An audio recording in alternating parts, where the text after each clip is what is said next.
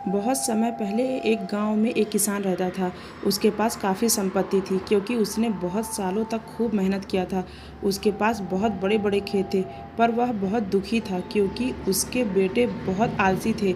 ना तो वह उसकी मदद करते थे, सारे दिन सोते ही रहते थे और अपना समय फालतू के खेलों में बर्बाद किया करते थे। एक दिन किसान बहुत बीमार पड़ गया।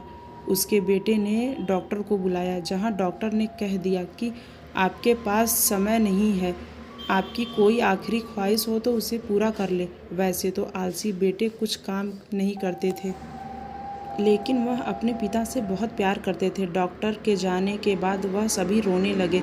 अपने बेटे को दुखी देखकर किसान का दिल पिघल गया और कहा, चिंता मत करो बच्चों, मैं स्वर्ग से तुम्हारी रक्षा करूंगा और जिसे कि तुम कभी भूखे ना रहो।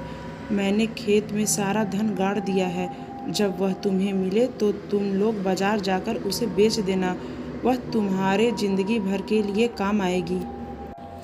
कुछ ही समय के बाद किसान की मौत हो गई।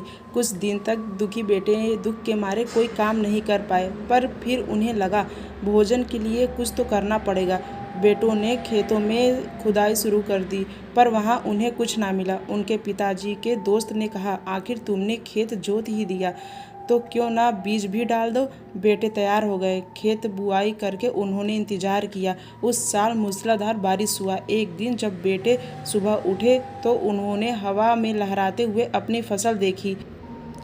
यह सब देख उनकी आंखें फटी की फटी रह गई और उन्होंने कहा कि यह वही धन था जो पिताजी हमारे लिए छोड़ के चले गए थे। अगर हम काम करेंगे तो कभी भी भूखे नहीं रहेंगे।